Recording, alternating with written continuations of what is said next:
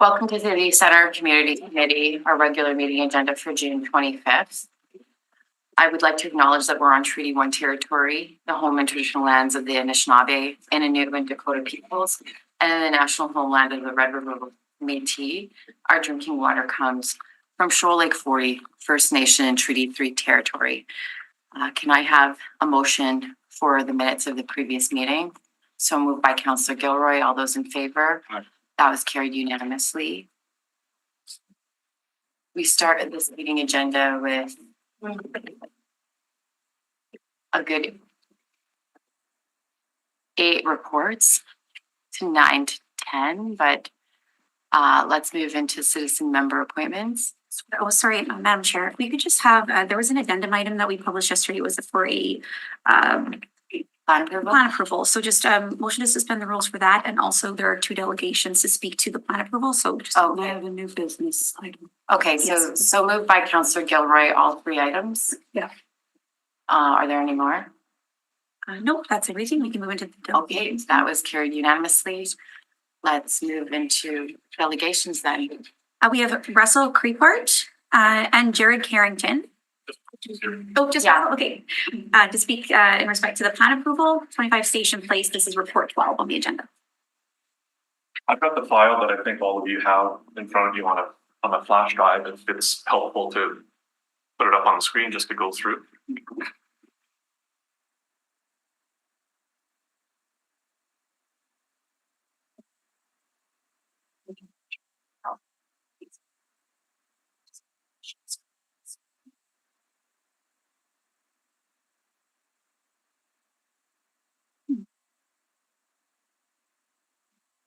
Control of the areas.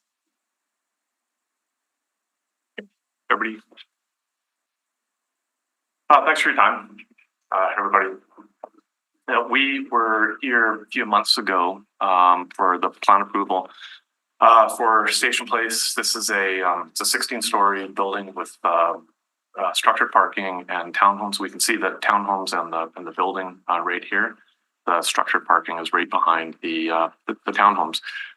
We're here to ask for a revision or permission for a revision for the previously approved plan.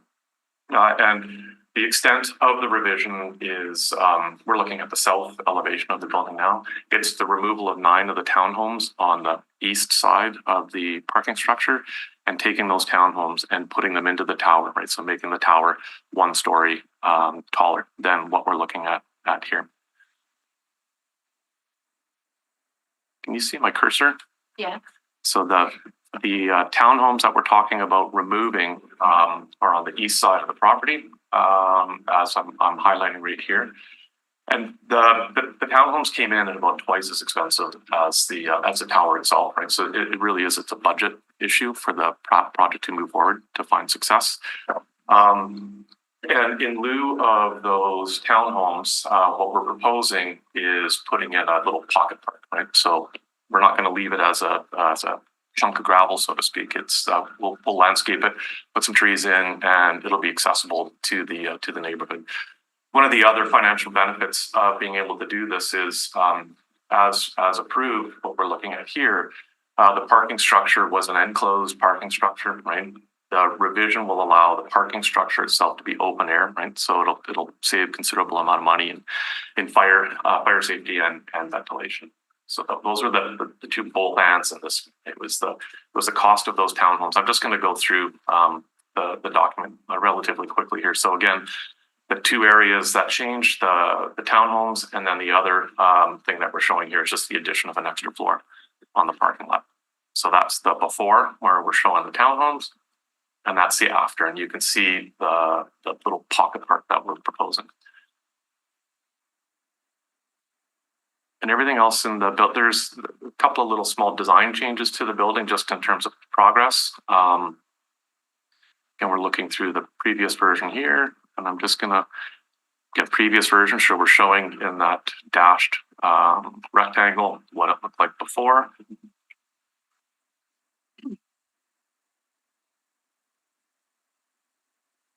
Yeah, this is the night shot. So this is the little pedestrian alleyway between the existing building and or what will be the tower and the townhomes. So this extensively stays the exact same. And this is just a little bit closer up in detail of what we're proposing in terms of the pocket park. So, and then the new renderings, right? So we went from, again, an enclosed parking structure, and we're looking at a decorative metal mesh screen with some color features that will be added. And then at night, it softly kind of glows back out to the neighborhood. And then again, the inclusion of trees, some plantings, and seating for the neighborhood. So it is the intent that it's not a private place for the residents of this property. It is for the public. That's it. Thank you. Any questions? Just one, like, because it's gonna be on your property, you're maintaining the park? That's right. Yeah, it'll be maintained by the ownership group. Any questions? Thanks very much for coming today. Moving on. That's all we have for delegations. Okay. So in terms of item number 1, citizen member appointment, City Center Library Advisory Committee, do we have a mover? So moved by Councillor Olafo. All those in favor? Aye. We have an occasional liquor permit for Skull Space, an occasional liquor permit for Lord Roberts Community Center. Is there a mover? So moved. Thank you, Councillor Gilroy. All those in favor? Aye. That was carried unanimously. Extension of hours for Club 200, Club Happenings, Moonlight Lounge, Red River X, and Winnipeg Pride. Do we have a mover? So moved by Councillor Orlico. All those in favor? Aye. That was carried unanimously for items 4, 5, 6, and 7. And then number 8 is a land dedication reserve fund, Wildwood Community Center. Do we have a mover? I'd love to support. I think the area council would love me to move this on her behalf as chair. So happy to move it. She sure would. All those in favor? Aye. Carried unanimously for Fun Time Ski Trails. Plan approval 857 Waverly Street. So it's quite itself, then missing something, it's a shed, no problems, so moved. So moved by Councillor Olderco. All those in favor? Aye. Carried unanimously. Extension of time subdivision and rezoning for 874, 876, 880 Grosvenor Avenue. So moved. So moved by Councillor Gilroy. All those in favor? Aye. Finally, that was carried unanimously. Extension of time plan and subdivision rezoning 1792 Pembina Highway. So moved. So moved by Councillor Orlico. All those in favor? Aye. Carried unanimously. All right, we'll deal with the addendum report. So moved by Councillor Orlico. Station, yeah. So moved. All those in favor? Aye. Carried unanimously. Then we'll move into new business. Councillor Gilroy. So I have a motion that I'd like to bring forward to the committee. I'm sure Councillor Owens has a copy. Yeah. So I'm very excited about this motion because I want to look at bringing in back our repopulating our bee population, which across North America we're seeing a decrease in them. So just my motion is, whereas Winnipeg has a long rotation in between city lawn mowing, and whereas cities are looking at creative ways to help the endangered rusty patch bumblebee that is important to our ecosystem, whereas we have a responsibility to educate and promote that native plants and flowers commonly thought of by public as weeds are beneficial to the wildlife and health of the urban ecosystems, including pollinators. And whereas the very food we eat relies on pollinators, that we need to encourage ways to increase pollinator species like the bumblebee. And whereas cities like Minnesota are providing small grants for people to turn their lawns into bee-friendly green spaces by leaving them untreated and purchasing bee-friendly plants, whereas city Winnipeg boulevards that require regular maintenance, and by creating naturalized boulevards, the city could be reducing these costs by reducing the need for mowing. And whereas creating more naturalized areas would fit into the work we are doing as a signatory to the Montreal Pledge. Therefore, be it resolved that the Standing Policy Committee on Community Services be requested to direct the Winnipeg Public Service in a collaboration with the city naturalist to report back in 180 days on options for conducting a pilot project to naturalize city boulevards using pollinator bee-friendly plant species. Thank you, Councillor Gilroy. Any discussion? All those in favor? I'll mention it. It's a great idea. Talking to Council Gilroy on the way up. It has been tried before. Doesn't mean we shouldn't try again. When Councillor Overcrow? Well, I've been around a while. Yeah, I know. We did it, we've done it 3 spots in River Heights, Fort Garry neighborhood. Okay. One was on Sterling Lion, one was on Wilkes, and the other one I can't recall off the top of my head. They all failed miserably. We are doing right now the BRT line. We do have a naturalized corridor there, which it seems to be doing okay. But it doesn't mean we should give up. We've learned from the past of some of the errors that for example, you can't just naturalize an area. It does not mean for the Public Works Department, that means you don't show up at that area ever. It still needs maintenance. So that's what we look at, but they've learned from their past. I have been working with Mr. Donkey on projects on Watkins Crescent, in a similar vein. But I think this is a wonderful idea to bring it back and see what we can do, because cutting grass is really expensive and not very biodiversity. So it's a good idea. Yeah, we've done pollinator patches through Fort Garry all the way to Yeah. Riverview. And so there are interested folks, but to your point, you need to get some milkweed in there, some fox and cubs. There you go. You need some your practices. stuff. I do, because I myself am only obsessed with gardening. You are, this is your time. There's a natural sparkle in my eye, or perhaps a very naturalized sparkle, because of the pollinator patch that I dug out or watched Darcy dug out. Because pneumonia wasn't going to get me down and off my gardening. No, silly comments. Yeah, so I'm very excited about this.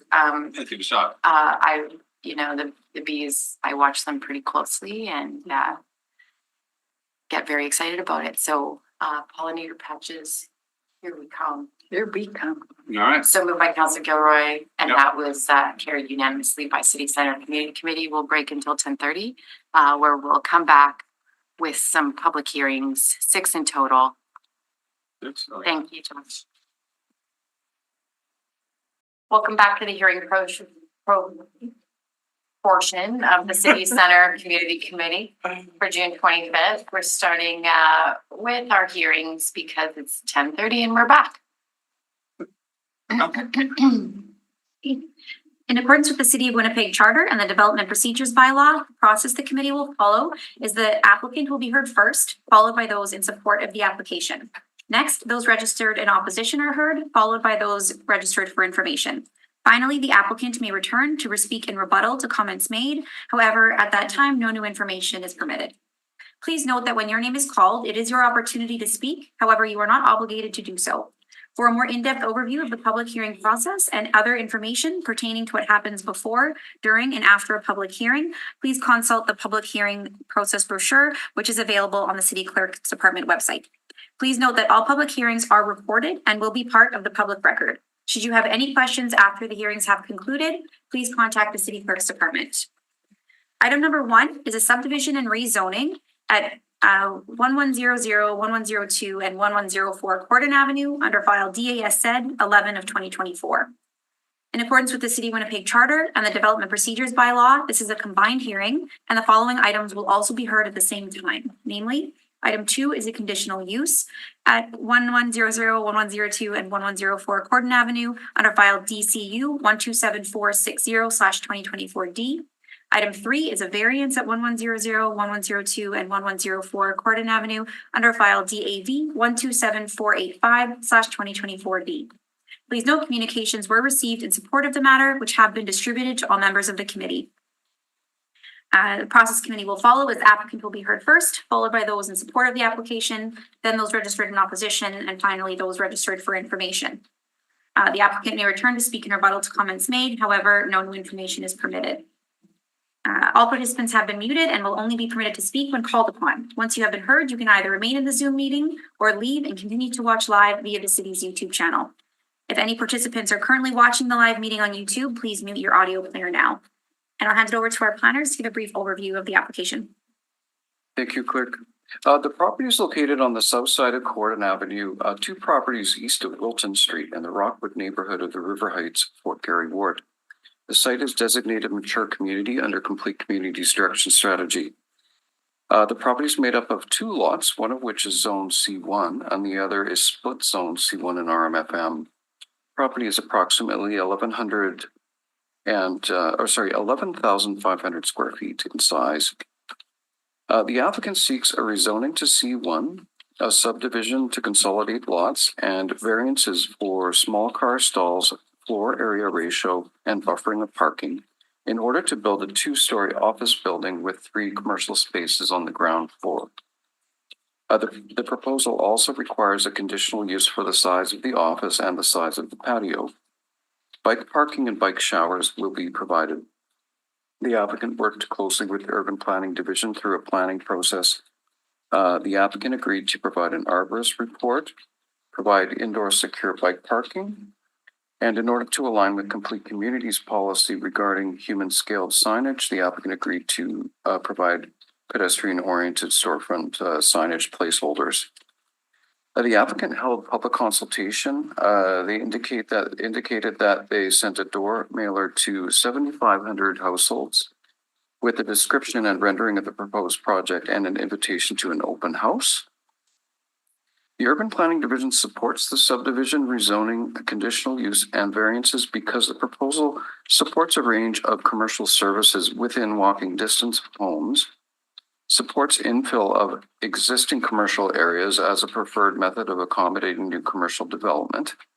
It reinforces compact pedestrian-oriented development by ensuring buildings have a strong relationship to the street. The approximate 8,000 square foot size of the office is within the size range of other office buildings on the street. And finally, the requested variances are few in number and supportable for this urban mature community context. Thank you very much. Are any questions of this structure? No. Now we'll move on. We have the applicant joining us in person today, and Mr. Pedro Chagas. Sorry if I mispronounced your name. No, that's very good. Okay. You'll have up to 10 minutes after you state your name. I can give you help. Oh, okay. Thank you. It's just one file on the USB. Thank you. My name is Pedro Chagas. I'm the architect on the project. I'm accompanied here today with my engineers for the project and my technologist who's been working closely with me. Worked very closely with Andrew on getting the project to where we are. So I'll do a quick little presentation of the project. I've always used boards, so this is great. I love to use a PDF. So you know the first sheet of the drawings, which are everything that I'm showing here is already part of the public record and the documents that have been presented. The project is an infill project. We as an architect have looked at it from the perspective of proper infill and working with the bylaws and planning procedures that the city would like to work. And I think we came up with a successful solution that also brings forward, a future approach to future development. And I'm hoping this becomes, an incentive for other developers to take on these brownfield sites and develop them with tasteful architecture and street interaction. So the building elevation is modern in its presentation, to activate the main street.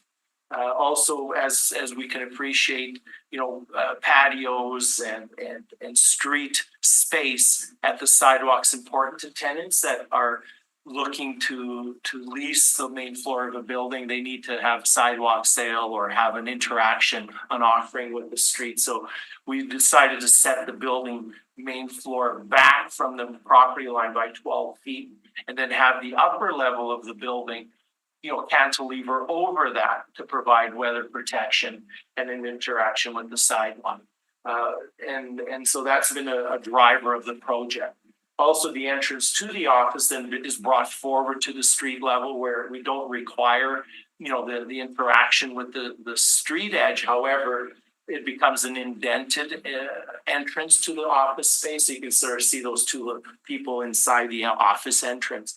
So, but the primary entrances are the CRUs or commercial retail units that we do have, you know, a lot of interest in the space. We have some merchants that actually are within vicinity of the building that are looking to relocate here.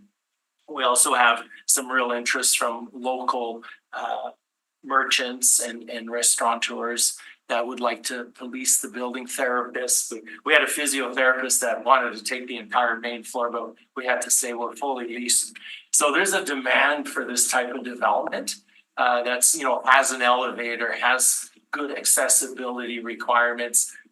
You know, it seems like our experience right now is that there's a demand for this type of space in neighborhood commercial.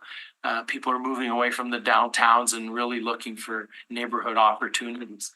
And I feel like we could be a catalyst here. And I'm hoping as an architect to do more of these type of projects. But it also, we have an amenity on the roof that interacts with the community. So we have a rooftop that promotes the interaction, visual interaction also, and to provide, you know, additional amenities for our tenants. The building is massed. We have, you know, an adjacent contemporary building that was recently completed. So we wanted to play off that a little bit and then continue on with, you know, next to us, we have a nice residential building that's been well maintained. And it has a good side yard between us and the neighboring property to the, I would say, to the left of the perspective. And we have trees there that our arborist has studied, and we've made all attempts to try and save those trees. And you can kind of see them in the renderings. So we do have space between the neighboring property and the trees, and then you can see the mass of the existing building. I'll just flip through them. You know, we've done all our due diligence.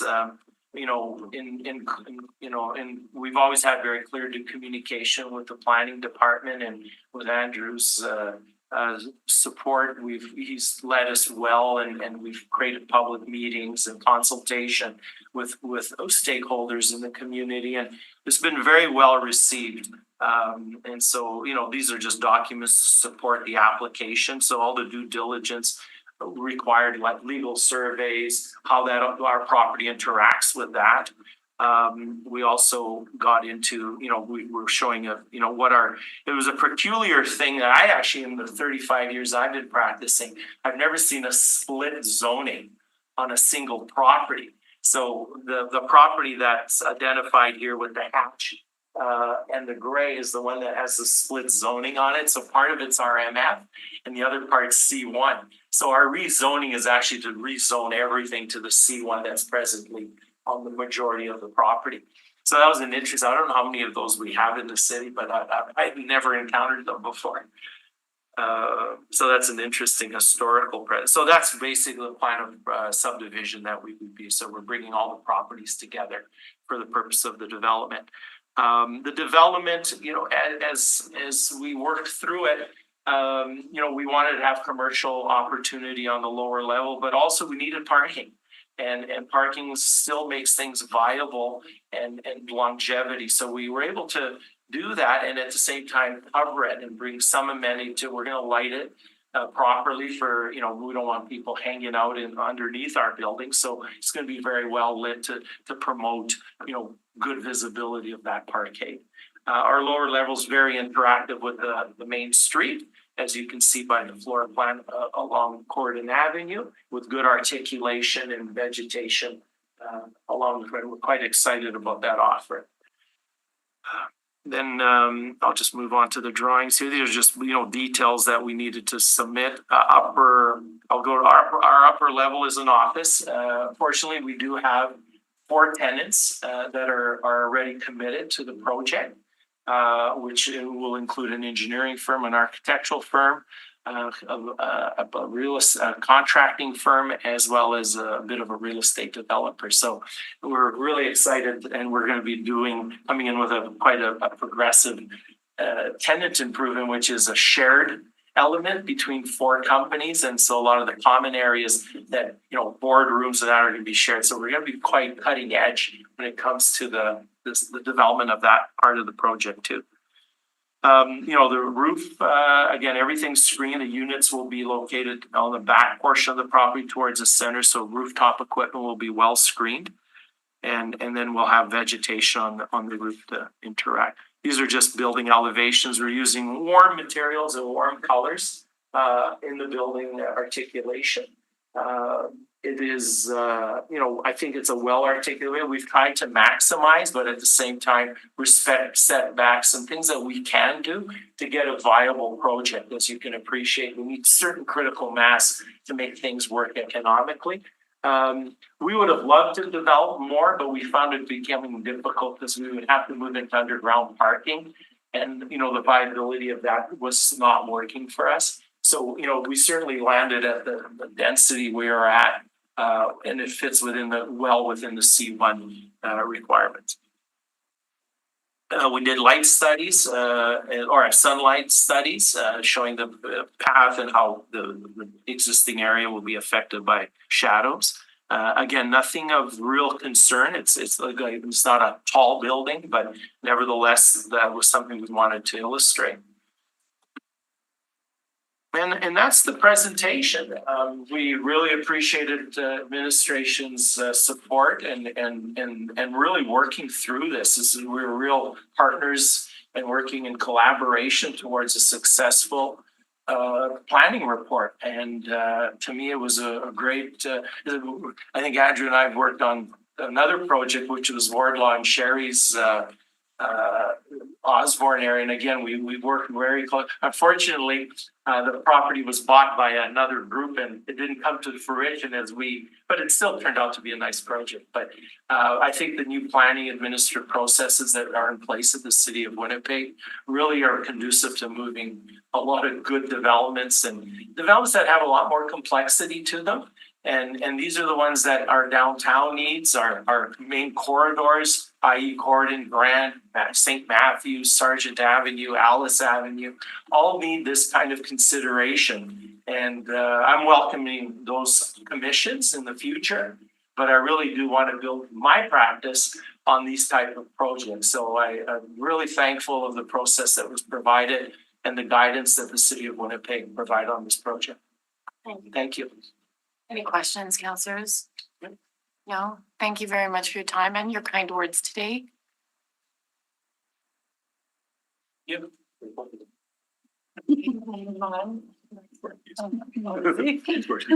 So I had anyone else who could register to speak. Is there anyone else who would like to speak in support of the application today? Is there anyone who would like to speak in opposition to this application? And anyone for information? Okay, so questions of the public service? No questions? Nope. Okay. There you go. Okay. So at this point, we would call back the applicant to speak in rebuttal to any comments made, but Can I ask a question? If it's rhetorical, and then we might choose to answer it, but you do so with the money. Okay. We might choose to answer it, but go ahead. This is more procedural. So in terms of the next steps, would the application be going to EPC? So we have not voted on the Okay. application yet, so hard to say at this juncture. Right.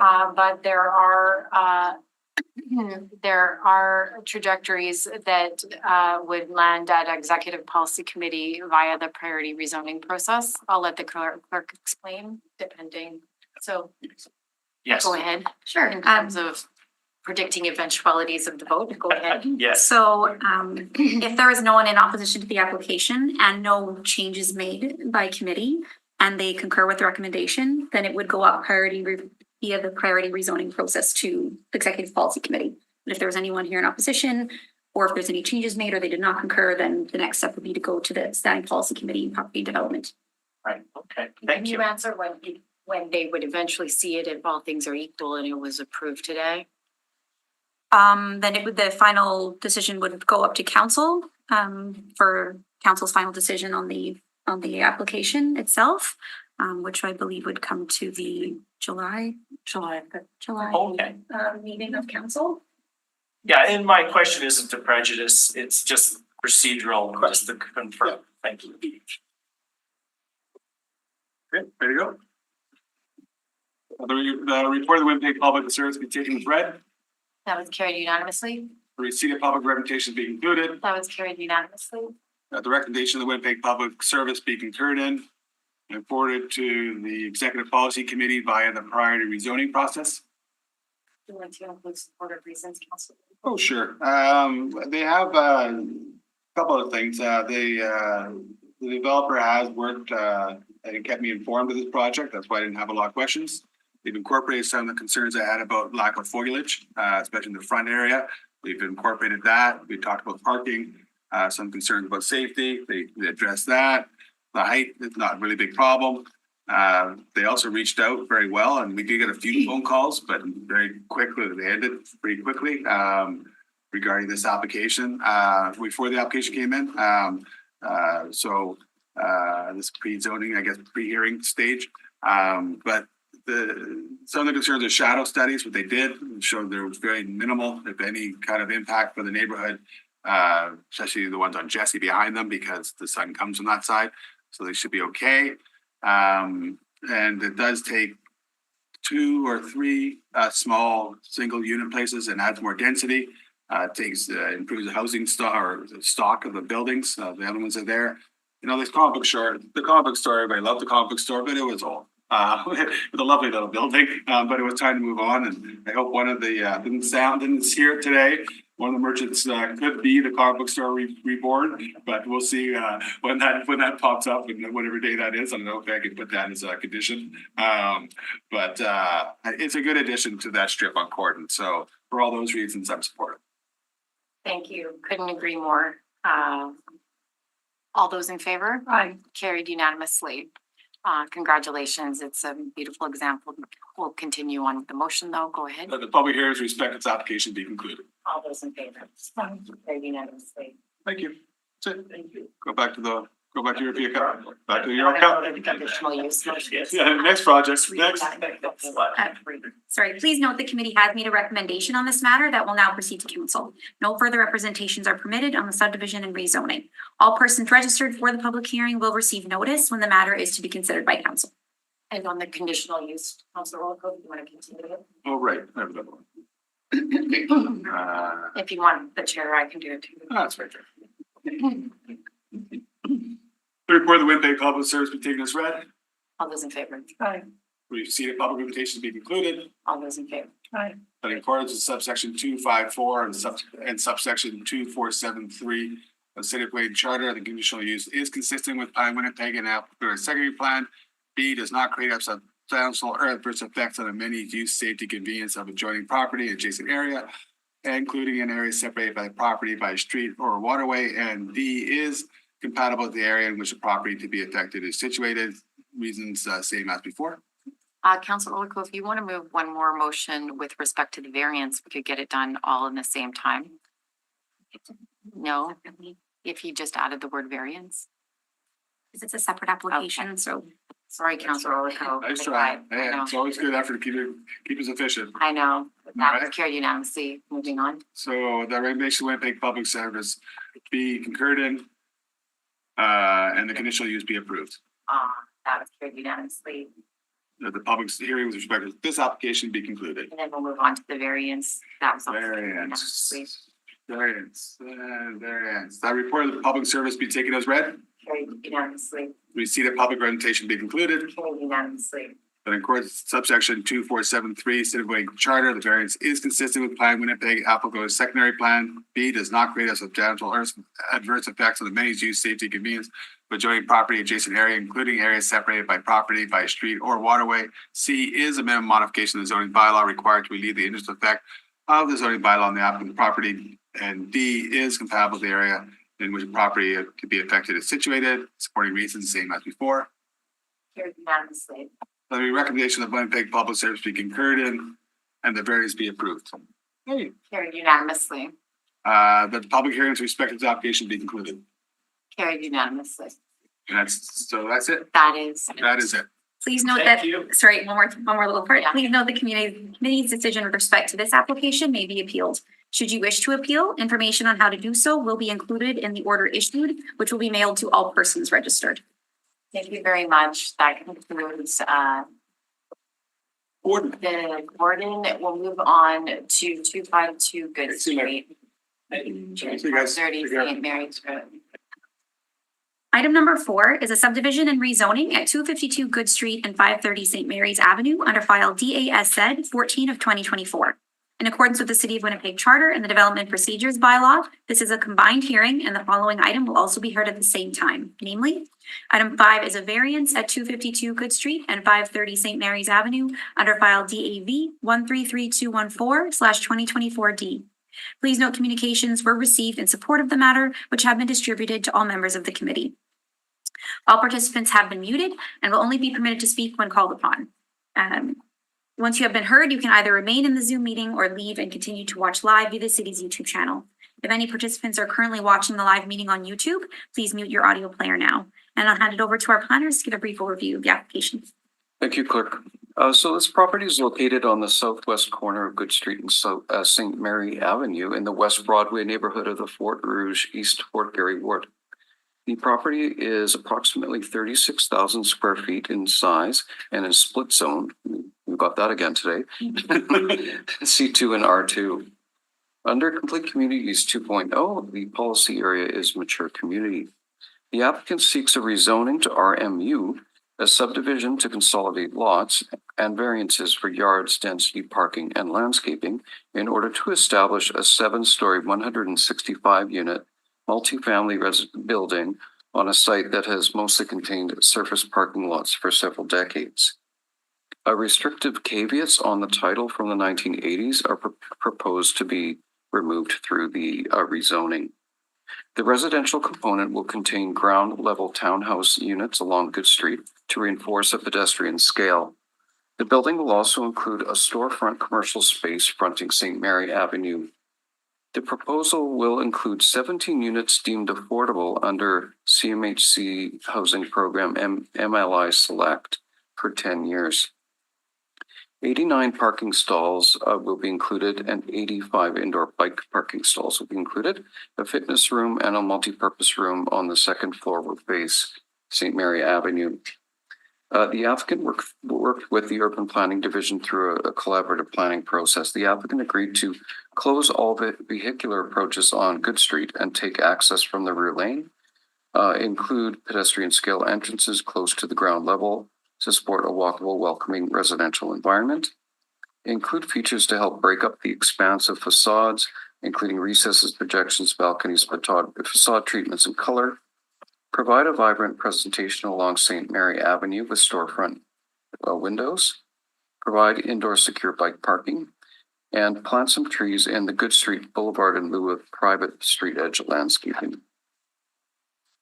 The applicant held an in-person open house, which was advertised through 2,195 hand-delivered flyers to nearby residences approximately 2 weeks prior to the event. The division supports the subdivision rezoning and variances because the proposal increases neighborhood population and contributes to the physical renewal and revitalization of an older neighborhood. It redevelops surface parking lots that have impacted the walkability and urban quality of West Broadway for several decades. It incorporates some affordable housing based on CMHC criteria. It transitions the previously all commercial lot against St. Mary into mixed use. It supports aging in place, and the variances are relatively minor in nature and common in mature communities such as this. If I may just mention to the clerk and chair committee, the public service would like to recommend an amendment to one of the conditions just to address a concern of the developer on this project about timing. So this change would help their development timeline, give them more time to provide the city with assurance of the affordable units from CMHC. So specifically, we were recommending amending condition number 1 to where it reads prior to development permits, that development permits be struck out and replaced with the word building permits. Sorry, is this on the? It's variance condition number one, sorry. Oh, but- variance. Okay, perfect. Just wanted to have the right file. Variance one. So construction of commercial which one do you want to change? So one says for the construction of a commercial multi-unit family dwelling permit. That's not what I change. Which one do you want to change here? Yeah, oh, sorry. So condition number one on the variance, second sentence, it says prior to the issuance of any development permits, we're recommending changing that to prior to the issuance of any building permits, which is later and gives the developer more time to receive their, So you're not under the recommendation 1 or 2, you're under the, whatever this part is, condition, 1, number 2. I couldn't hear that, sorry. You're right, sorry, that's right. So you're under number 2, the prior of the issuance of any development permits, you want to change that to what? I have it as Building. condition number one. Oh, that's interesting. Okay, Yeah. yeah, it's number 2 there, I guess. I Just can print it recommend differently. that you resend that along if you have it, to the committee, for their consideration. I don't have a lot of concern, but we should know what we're talking about here. No, and it is different from what he read to what. You know, it is condition number one. It's condition number one. Project. It's the one about if the density is greater than 360 feet of lot area. That's the one. And in the second, Prior to the issuance of a development permit, you're saying building permit? that's correct. Okay. To give the developer more time to Have some receive. development, but building. Oh, I see. Second. Not development, just building to, the word building to replace the word development. That's correct. If the committee is amenable at the time. Okay. That, You'll note it and maybe. Yep. All right, we'll move into. Just for the record, there is a citizenship ceremony going on in the foyer. We absolutely can hear the celebration. And there'll be about 200 people, maybe 100 out there. That's its capacity. But just if you hear singing in the background, there's absolutely an honor song going on right now. We'll move on. so if there's no questions for the planner at this time, we can move on to hear from our applicant team. Number of folks joining us. First off, we have Jackie Wilkie joining us via Zoom, along with Steve Bolton, I believe is here in person with us. Jackie. Good morning. Thank you for your time today. Our presentation will be done by myself, Steve Bolton, Susan Russell, and Jesse Boychuk. We'd like to thank the administration for their time and assistance on this application and the community that came out for our public engagement for their feedback. We'll be reviewing the project, the proposed subdivision and rezoning, and the associated variances. The existing site is a surface parking lot with low intensity use on St. Mary's Avenue. Adjacent to the multifamily housing, there's adjacent multifamily housing on the north, south, east, and west. 230 Good Street to the south is a similar height and density of development. We are within 200 meters of transit service on Portage Avenue, specifically the stop at the University of Winnipeg, and just over 200 meters to the Balmoral station for rapid transit. Where the development is supported by the existing public infrastructure for water, sewer, and roads. We're immediately adjacent to the downtown zoning boundary on St. Mary's Avenue. It's 10 meters from the center line of St. Mary's Avenue to our property line. Our community engagement was held on February 20th, 2024 at 320 Colony Street. As was noted, the event was advertised by 2,195 hand-delivered flyers to nearby residences. The event had 6 people in attendance, and an exit survey was provided to gain their feedback. From those that provided their feedback, we had 75 strongly agree that the 7-story mixed-use building is in keeping with the neighborhood. 100% agree or strongly agree that the development, that the designation of RMU is appropriate to allow for development of residential and commercial. And 100% agree on that the building provides appropriate parking with the amount of bicycle parking and access to transit. And again, 100% agreeing that the variances required for the development match those to the south for extending the building to St. Mary to activate the streetscape are all appropriate. Our site is shown here. We have a lot area of 36,075 square feet, giving us a density of 281 square feet per unit. The 165 residential units will be mostly starting on the second floor, with the exception of the townhouses that will have direct access to Good Street. There'll be commercial on the north end of the site, facing along it with an access point coming directly off of St. Mary Avenue. We'll have parking both interior to the building on the main floor and directly accessed off of the back lane at the back, which matches the development directly to the south. Instead of an enclosed garbage enclosure, we're looking at doing earth bins in the center to help reduce the space required for the garbage area. We will meet our requirement for accessible parking, and we will have an excess of bicycle parking on site with 28 bicycle stalls for general use outside, secure indoor stalls or indoor parking on each of the parking stalls inside the building, as well as collected bicycle parking rooms within the parking garage area. I'm going to pass it over to Steve to discuss the architectural. Thank you, Jackie, and for everybody's attention and support today, councilors, administration team. As you can see, we're planning to develop a 7-story mixed-use building on an existing parking lot. Thousands of square feet of neighborhood commercial space, 165 residential units with some affordability components to it. Live-work units with facing Good Street with accessible and active frontage. Essentially, we're taking all steps to try and make a successful building for the neighborhood in this location. We've got multi-purpose rooms on the second floor above the commercial space on the St. Mary frontage, which has the ability to add additional commercial space if we will continue to work with our neighborhood groups to find an appropriate tenant in that space. Obviously, the live-work units are a bonus for us and for the neighborhood.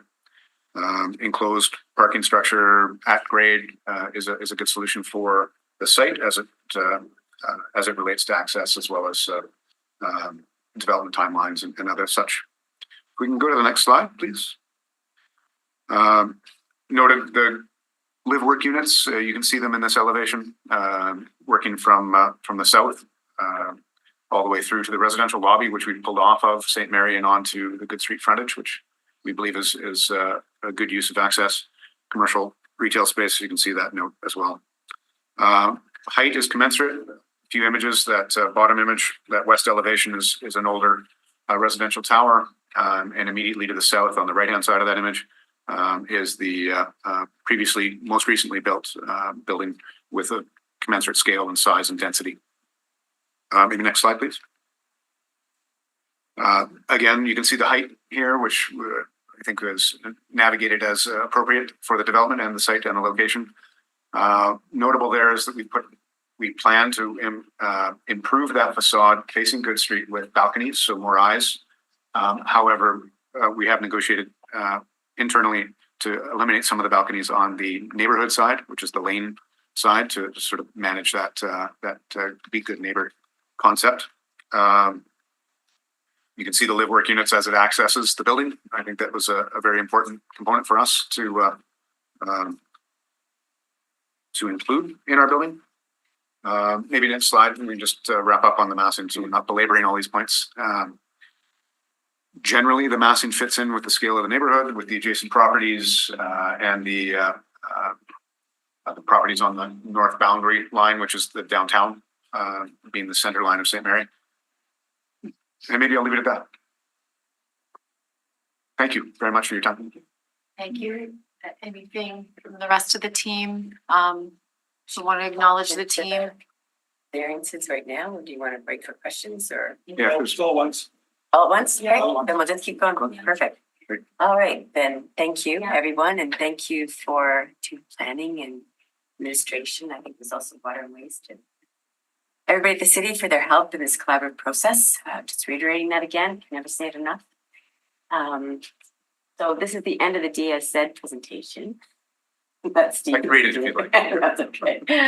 And no concerns whatsoever with the recommendations, but the last one there, that 5 shade tree be planted on Good Street, is a good segue into what I will be presenting, which is all the variances except for the density variance. So we'll go to the next slide. Thank you, Jackie. So the yard variances are 1A, B, C, and D that you see on the screen. Just going to do a quick review on plan views. See where it is. The density variance is 1E. The parking variances are 1F and for the number of stalls, and 2A for the length of the stall at the back lane. And the landscape variances are 1G for the street landscaping of a good street, and 2B that you see on the plan there for the buffering of the back lane parking. I'll just go into a little bit more detail on each one of them, and then I'll hand it over to Jesse. The front yard of 0.5 instead of 20, it only applies to portions of the main floor as was stated in the planning document, the administrative report. Reduced front yards are reflective of the neighborhood, including the recently developed property immediately south of 230 Good Street. And the reduced yard impacts the ability to include street trees. However, Forestry has agreed that the owner can plant trees in the front city boulevard to offset the street edge landscaping requirement.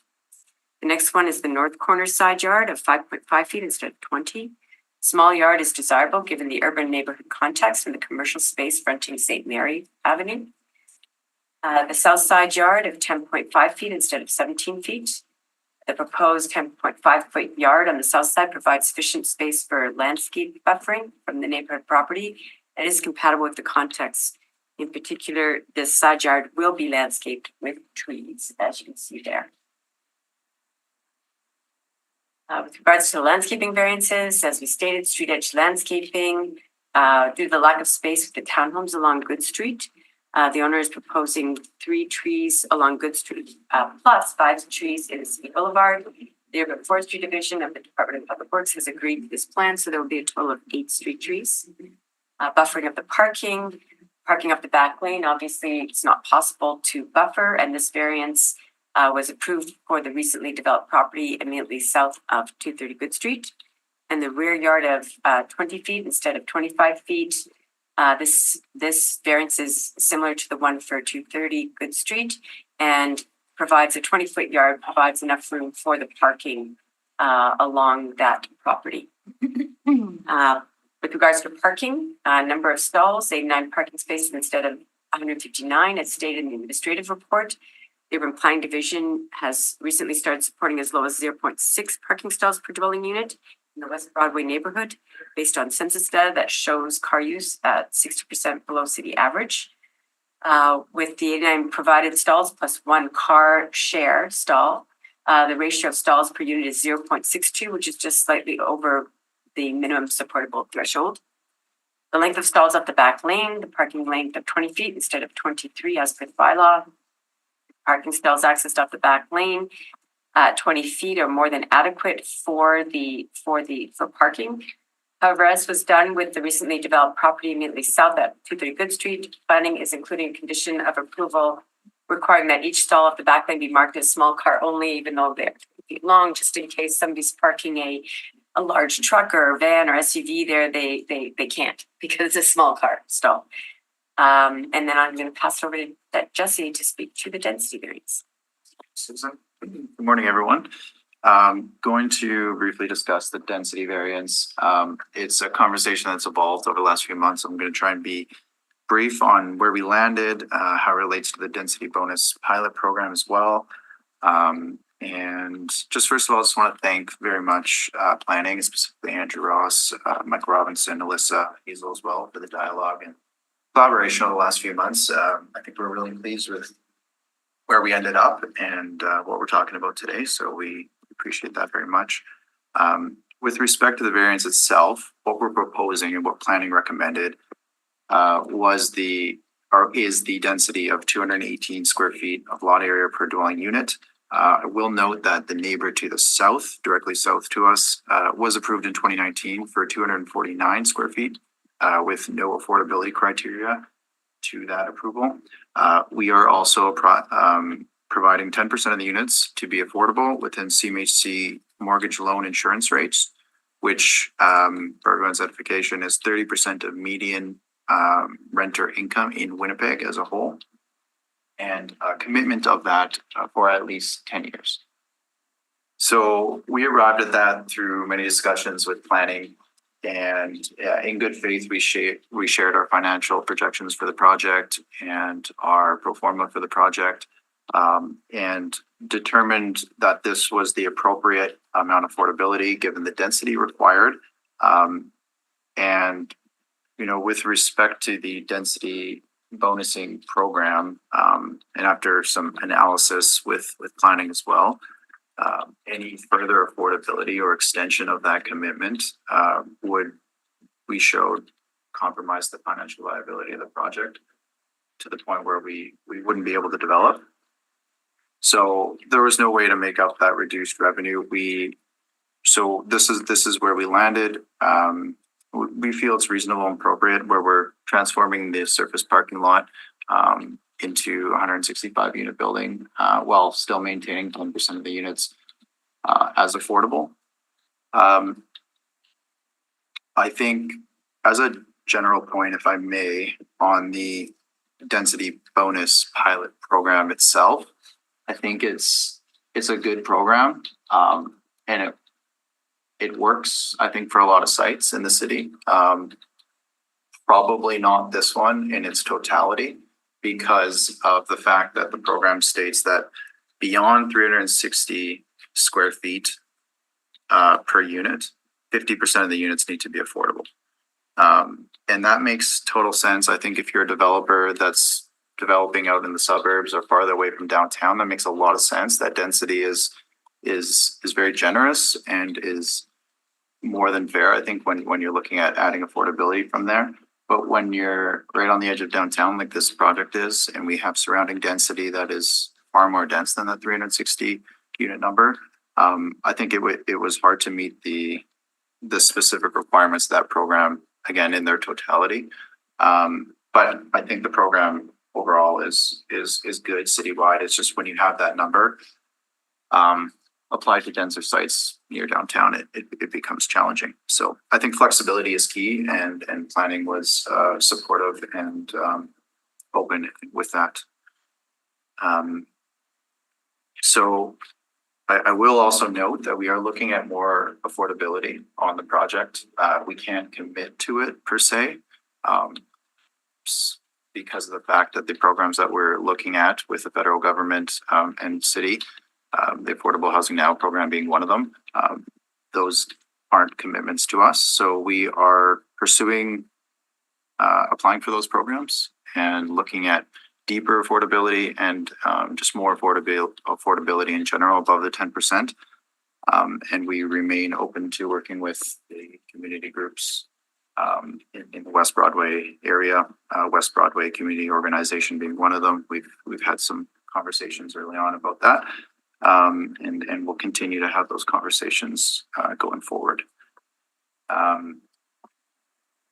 With the condition that Andrew mentioned earlier, the DAV recommendation 2, I thought it was 1 as well, but it is 2. Just want to note, thanks Andrew for bringing that up and making that change. I was prepared to speak on that more in depth, but tying the condition of having a commitment letter from a funder to the release of a development permit on the high end would delay the project like half a year. And I don't think anyone's that's not a good outcome from anyone. So having flexibility to tying it to a building permit is very much appreciated. The reason for that, just quickly, simply put, is we usually apply for a development permit and the start of our financing application to CMHC at the same time. Usually drawings are at a sufficient level where it's appropriate to do so. And the development permit should take 1 to 2 months. And to get a commitment letter from the start of application with CMHC can be 4 to 6 months. It was 8 months for our last project that we're currently doing right now. So, you know, we'd be sitting around waiting for our commitment letter before we can apply for the building permit. So that was the concern. Thank you again for flexibility on that from planning. Yeah, and thank you for your time, everyone. Happy to answer any questions. Are there any questions, councillors? If you could comment further on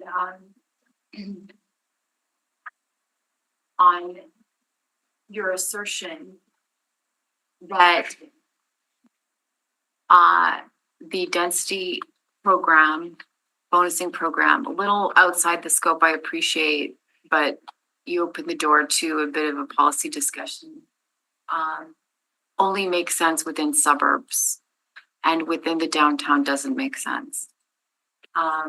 If you could expand on that, please. Yeah, I mean, so the RMFL bylaw says that without a variance, it's 400 square feet per unit, and the RMU is 500. And this, if I understand the program correctly, it allows those two zoning criterias to be as dense as 360 square feet per unit, and then beyond that, 50% of the units need to be affordable. I think almost anywhere in the city, that's more than generous with the density, and fair that if you're going beyond that it would be affordable. But I think in established areas, downtown being one of them, there's probably other examples where density there's a precedent for that beyond the 360. It's going to make projects economically unfeasible to do that. Meaning if you have a area where our neighbor was approved at 249 square feet per unit, had no affordability criteria. Everyone in the area who's a landowner wants to sell their land is going to think that that's just commonplace. You're going to get approved for it. Market values adjust. If we're now having to provide 50 affordable units, which I think would have been the case if we followed the program to a T, there's when you have your revenue reduced to that level, there's just no way to make it up with new construction prices, right? So just having flexibility maybe with that 360 number in areas near downtown or in denser areas, I think might be my suggestion or the takeaway. Yeah, If that makes sense. well, as the mover of the density pilot program, I remember distinctly saying on the record that this wouldn't impact, I asked this of the public admin, right? That this would not impact that which would already happen by right. Right? And because as city center, we're accustomed to approving variances in a certain context of the status quo. So we know what had gone on prior to. We are the same committee that approved the Rainbow Resource Center, Crossways and Commons, another Good Street project that I pretend is mine in Councillor Gilroy's project. Right, another Good Street project right across the street from this, in fact. So I for sure had our RMU already in mind because we were city center. We know what we've already approved with respect to variances on parking, on density, on heights, right? Massing, we already know this as a committee. So thank you for putting words on the record with respect to that. Ms. Wilkie, Mr. Bolton, Ms. Russell, anything further? Okay, if not, we'll move on. Okay. Is there anyone else here who would like to speak in support of the application for this project? Is there anyone, so that we can move on to those in opposition, and I do have one person registered, Mr. Stephen, I'm not sure if I'm pronouncing it correctly, Hodges. Stephen, okay. Hodges.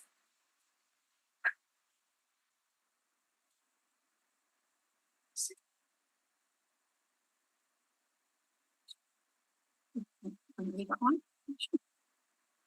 Mr. Hodges, how are you? Nice to see you. I'm doing well. It's been a busy summer, but we made it. It's summer, It has which is good. Yeah, also Doing enjoying the amazing Euros. So, but yeah, I'm Stephen Hodges, and I'm here on behalf of West Broadway Community Organization to speak in opposition to the density bonus that's recommended for 252 Good Street and 530 St. Mary. And before I start my presentation, maybe I'll just put on the table that this isn't any criticism of the developer. The developer, we believe, has really acted in good faith with the neighborhood and has been very communicative about their limitations and their hopes. And I really do hope that they are able to draw down funding to deliver deeper affordability. But I'm just commenting on the application as it is before you today. Yeah, West Broadway Community Organization is a neighborhood renewal corporation that was incorporated in 1997. And one of our big roles is that every 5 years we do extensive community engagement to develop neighborhood plans. And these plans highlight what residents appreciate about the neighborhood and also what they'd like to see going forwards. So in the 2021 to 2026 housing plan, it was revealed that there is a surge of new apartment buildings, but there was also a concern that very few of the new units were affordable to the existing residents. And one of the new developments that really was kind of identified is the one just south of here at 230 Good Street. The new developments have brought new residents into the neighborhood, which is a wonderful thing. I also want to be clear that that's nothing that we've ever been opposed to. But what we do want is that existing residents also have access to the new units that are coming online. And residents have asked specifically for access to affordable housing based on EIA rates so that these longer term residents can afford to stay put in the neighborhood. The City of Winnipeg's density bonus for affordable housing is a great tool that can allow us to meet this need. And it's touted as a win-win-win solution where the city increases its tax base, the developer gets more density, and the community gets more affordable housing, all of which is more than what would have otherwise been possible. In the policy, affordable units should be rented below provincial affordability rates, which is equal to $704 for a studio and $967 for a one-bedroom without utilities. The single person on EIA can receive up to $621 for shelter without utilities. So it's not quite low enough, but it's still close. Some people would stretch. However, it's upsetting to see that once again, the city is stretching these rules for a West Broadway development. 2 months ago, the same committee approved a density bonus for units that far exceeded the affordability criteria. And in my presentation, I shared concerns about what kind of precedents this would set. And I'm afraid that we're seeing that again.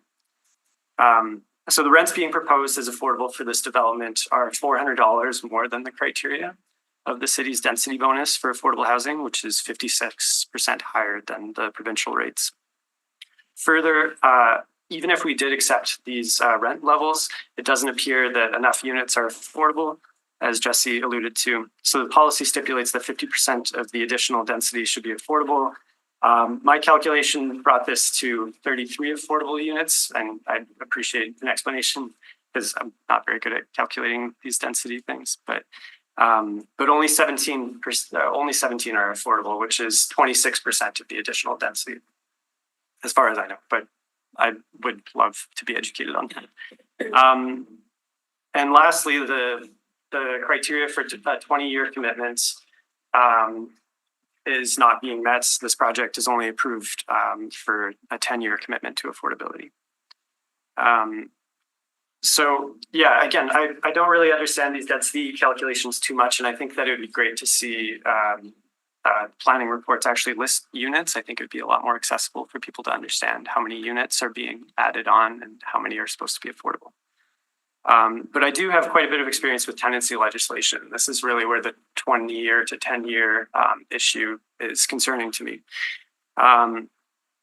Because rent kicks in, or rent control kicks in at 20 years. So by changing the requirement to a 10-year commitment instead of 20 years, the city is effectively setting a gap between when the affordability requirement ends and rent control begins. And so during this gap, whoever is operating the building will be encouraged and in fact entitled to raise rents however they want in order to avoid rent control. And we can absolutely predict that this is going to lead to displacement for all of the tenants in the affordable units. And this is only in 10 years. With a 20-year agreement, the affordable units would transition smoothly into rent control to make sure that the rents are increased only at a stable rate, and so tenants can afford to stay put.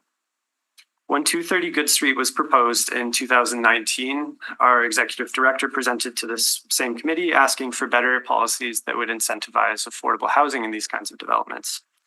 The density bonus policy is exactly that, and it should be something to be proud of as a city. However, the first two examples in West Broadway show that we need strong leadership to actually deliver on promises of this policy. So someday, 10 or 20 years down the line, people are going to evaluate the effectiveness of these policies, like not in terms of the evaluation of the pilot program, but really looking back at what the city's done for affordable housing. And my hope is that the people of West Broadway will be comfortably in their homes at this point. But I'm concerned that the lack of attention to this policy is not going to serve residents very well. The density bonus should benefit all three parties. And we can see here that the city gets its tax base, the developer gets their density, but I'm not sure what the community is getting and for how long. And I'm not sure what will happen to residents. So with this in mind, I ask that you reject the density bonus and ask the developer to reapply with new commitments that genuinely meet the policy goals. Thank you very much. Are there any questions, councillors? Synopsis, just this quick synopsis. So one I heard is it should be 20 years, not 10 years. They've got that one. The bonus, the density bonus they're getting, you say it should be, that means it should be about 33 units rather than. That's my understanding, but I don't really know these calculations. That's what they get to come back up. Yeah. And so they're short on the number of units. They got the density bonus, but they're still short units and the timeline is too short. And the rent is too high. And the rent is too So the requirement is provincial affordability thresholds, which are a little bit below median market rent. It's not as deep as 80%, which 80% median market rent, which I understand is what the team's looking at now. 80% median market rate would definitely be affordable to people on EIA, which would be really great. But yeah, right now it's based on these MLI Selects program, which is a mortgage program. It's not supposed to be like the flagship affordability definition. And that threshold is just base set as $1,100. So when it's applied to bachelor units in this case, it's a lot higher than even the market rate for a bachelor unit. It's probably similar to the market rate for a bachelor unit in a new development, but it's not delivering anything that residents of West Broadway could afford. Last time when we were presenting, we identified that at the incomes of people living in West Broadway, about 70% of the neighborhood wouldn't be able to afford the affordable bachelor apartments. And then the other, 30%, 10% are homeowners. A lot of people are comfortably housed. So it just doesn't meet kind of the housing needs that we're hoping to see. Thank you. Just in terms of some of the thoughts around the square footage, and I know that they were mentioning if you were to reduce the square footage, it might be helpful for them in terms of what they can put for more affordable units. What's your thinking on that?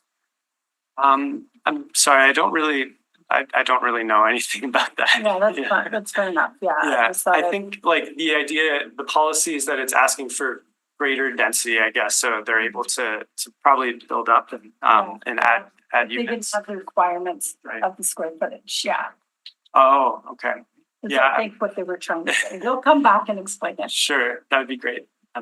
Yeah, I appreciate the explanation for sure. Thank you. Thank you. Thanks. Thanks very much for your time. And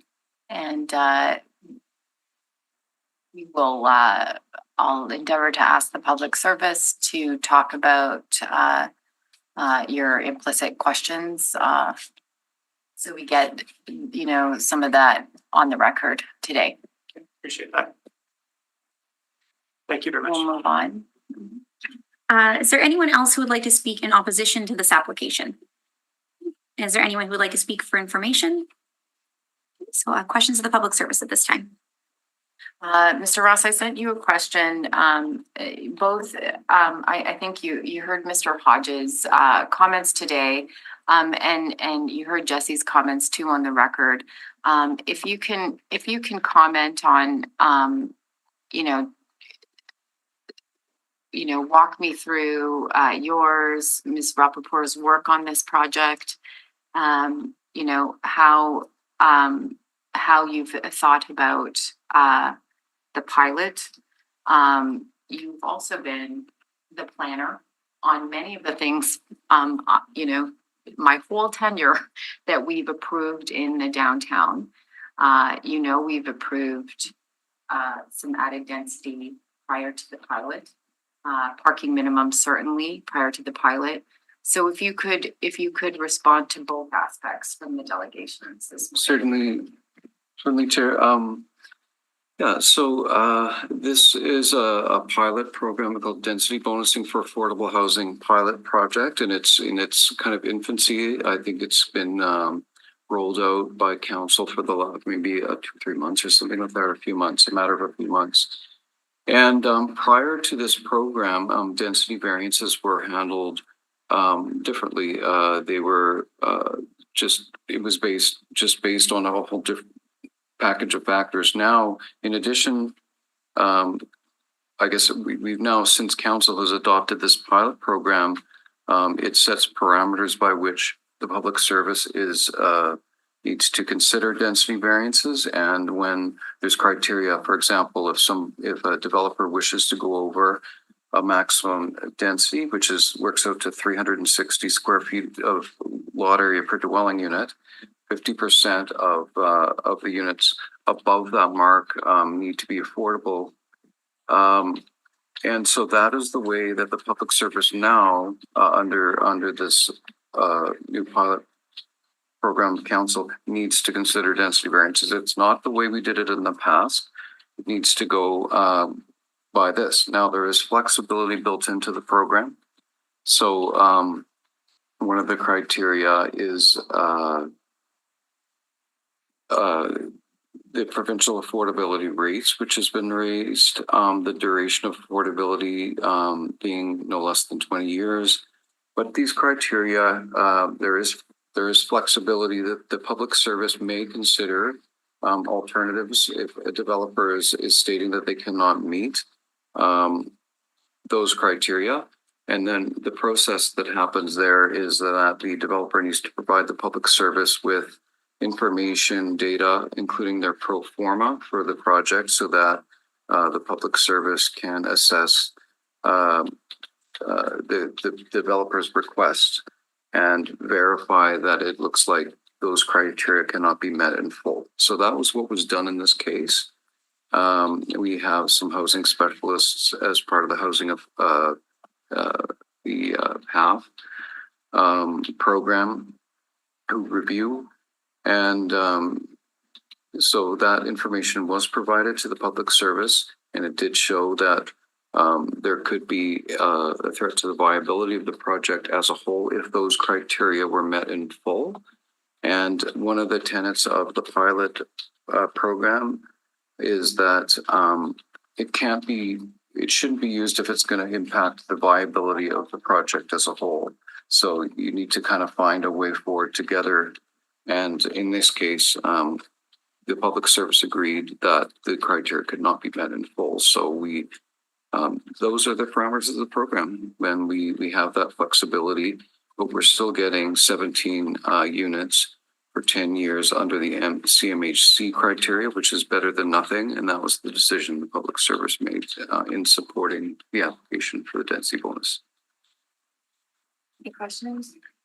Like, I guess, why can't we go with the 20-year? Like, maybe if we had to piecemeal it, I think there's a really strong case, but after 20 years, there's kind of, that guaranteed rent ability to know what people can afford. So can we keep it at the 20 years mark instead of the 10-year mark? It's a very difficult, a very complex number situation for the developer. I can't answer that question.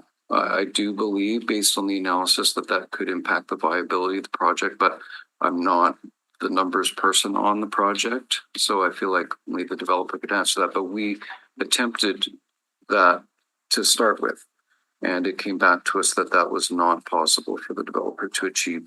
And what about, would they be allowed to go higher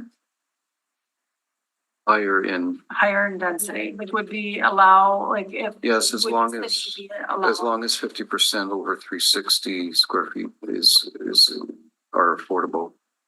Okay. Question, so, what is a bonus? What is a density bonus you're getting? A density bonus is basically the city giving the developer higher than the maximum density permitted in exchange for affordable units. In this case, What is it? My question is, what is the density bonus on this particular project? How much more density are they getting for the 12 units to 12 affordable units for 10 years? give me 1 second. Looks up the question. I think that is a really important question. When I met this project, right? I met it that it was a surface parking lot. Oh, yeah. And I met it knowing the examples in the neighborhood because we had just approved Good Street last term. Yep. And so when I met it, ironically, I didn't find that there was a density bonus at all. Why? Because of the examples that were approved. Right across the Perhaps street. not as of right, but as a form that we were accustomed to in the downtown. Now, this isn't quite in the downtown, it's like a meter out because St. Mary. There's always a line. Yeah. Has to be a line. There's always a line. So I'm hard pressed to understand that very thing myself. But you have an answer. So basically, the maximum density that's permitted in the RMU district, which is this district, is 500 square feet of lot area per dwelling unit. The applicant is doing 218 square feet, so it's more than double. But under the program, you can go. We allow up to 360 square feet of lot area per dwelling unit without any affordable units. It's only when you go above that number. So it's really the difference between 360 and 218 is the difference in this case. That's the density bonus. So just to clarify, so the density now they're at 218, Yes, and you're saying that so they're getting that because they're putting in the affordable housing units and they're doing it for 10 years. So that's and rather than you went 500 rather than and about then somebody 34 went units in 360. 20 years. So the RMU is 500 square feet. Yes, So but we always vary that, and we just can't go above 360 unless they do affordable units. It's right across the street, like it's right across the street. There's a huge building with very high density. So that's my, I guess. Yeah, I think you're gonna get a lot of nodding heads from the applicant when they come back. But, and that is why they're asserting at the end of the table there that it might be appropriate in the suburbs where a density of 360 sounds like a bonus.